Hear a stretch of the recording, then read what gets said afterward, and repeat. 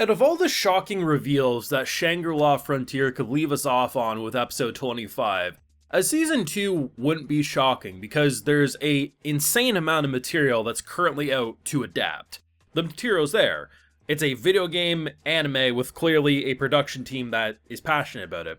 A one-cour season 2 would make a lot of sense. I wouldn't be shocked if we got it in a year.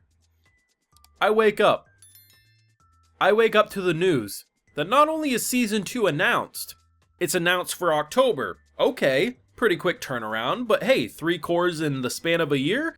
That's pretty good. 2 cours. We are getting another freaking 2 cour of Shangri-La Frontier this October. No split cours, back to back. And hell, even if the stars unalign and they split that eventually into a split cour, I don't care. I have said that this is one of, if not the most consistent 2 cour anime that I've seen. Because unlike a lot of like Sakuga Fest action anime that do run for 24, 26 episodes, Shangri-La Frontier, nearly every episode, had some form of action that was so polished, and it wasn't simply just that the action animation was polished. Look at episode 25. When we get introduced to Ignoramus and everything going on with Bylek, both of their animations, they're moving around, they're expressive, there's nothing stiff about their animation. Anime is one of the least animated mediums. It is. It's a factual thing. A lot of times, people that bitch about things not moving, like, that's just anime. Anime has a lot of characters standing, talking, and then something might move. Shangri-La Frontier said, if we can, we're gonna make these characters move around. And it was so freaking expressive. And I knew this was a healthy production. I've been hyping it up as such for a while. And I was doing a bit more digging. I plan to do a bit more after this video. But it seems like, based on when they were giving promotional trailers and stuff, like advertising season 1, they were a lot further ahead in the production than I realized when I first jumped into this. My gut tells me they're already well into the first cour being done of season 2. I'm not even joking. Because the thing is I've been told season 2 will have fights that surpass Weathermon. That was how many episodes and how crazy of animation? There's no way in hell that we get a 2 cour 6 months later unless this is very far along the pipeline. Not many studios, not many teams can turn stuff out this fast with this level of quality, but unironically, this is like one of the biggest plot twists of the season for me. Shangri-La Frontier getting a season 2 isn't shocking, but getting it, like the only way it would have been more shocking is if we got it in summer. And I probably would have been sweating bullets. I'd say, as much as I believe in the Shangri-La supremacy, it's too soon. 6 months I can actually believe. Holy.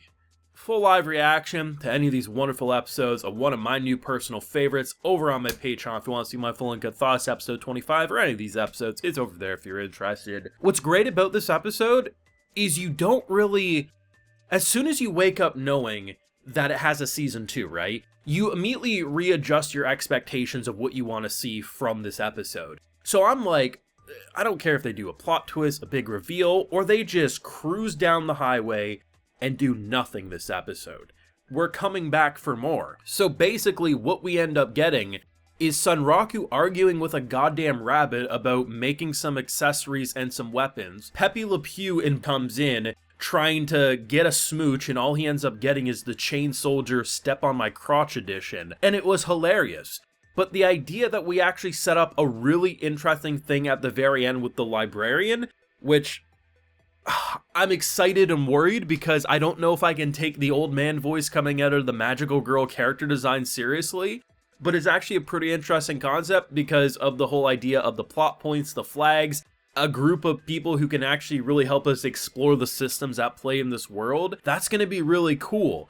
In general, and I truly mean this, and I'm not actually an SAO hater. I've seen every project of SEO and have enjoyed every project of SEO to some degree. I'm not some elitist snob who's like, you can't enjoy it. I do have a bit of bitterness because the very beginning of SEO, and while I think the latest season of the main show, and I think stuff like Gun Gale Online was pretty decent, it never lived up to the potential that it had. And the only projects that have really given me a proper gamer-like feel to like a high degree, King's Avatar, which is incredible. It's like esports done right, and Bofuri. But Bofuri, as much as I like it, it still doesn't scratch that itch. So really, King's Avatar is the main one for me. King's Avatar is now number 2. It's Shangri-La Frontier at that number 1 spot. Because at the end of the day, This author understood what a freaking video game was.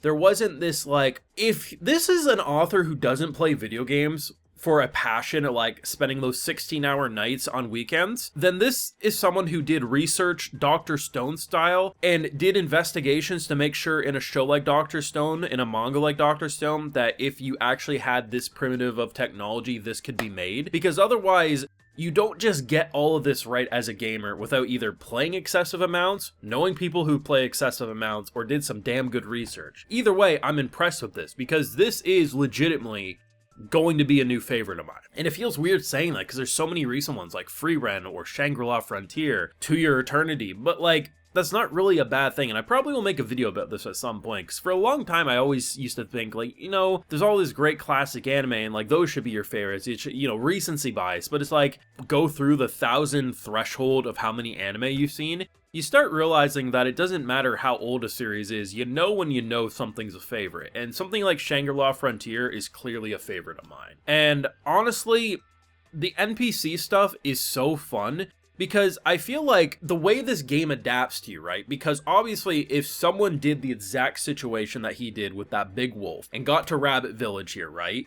Obviously, the NPCs would be able to interact with them the same way they would with Sunraku. They'd have their own stories, their own this, that, and the thirds. But the idea that it adapts so naturally, like, this is what AI should be used for. Something like how it adapts for a video game in terms of letting, you know, the idea of characters evolve with the player's action, not replacing human touch sort of a thing. And that's kind of like the impression I get about the Shangri-La Frontier game, is how it adapts to the player's decisions. While yes, the programmers have these set flags of how they want things to go, as we see with VR to this degree, and the technology adapting on the fly as it does, we end up in this situation where the developers never thought a character or a person like Sunraku would exist or do it like this, but it's so cool to see how the human touch can do this. Like Shangri-La Frontier, on just a pure creative standpoint, remove the fun, remove the personalities, the jokes, the action, the world and how it adapts to its players is so fascinating. I could watch 100 episodes of just how the game evolved. It's like watching a simulator run to me. Like, that's how into it I am. You add in all the extra bells and whistles. You add in a healthy production. You add in just something that screams Brandon, and you got a 10 out of 10 anime on your hands, in my opinion.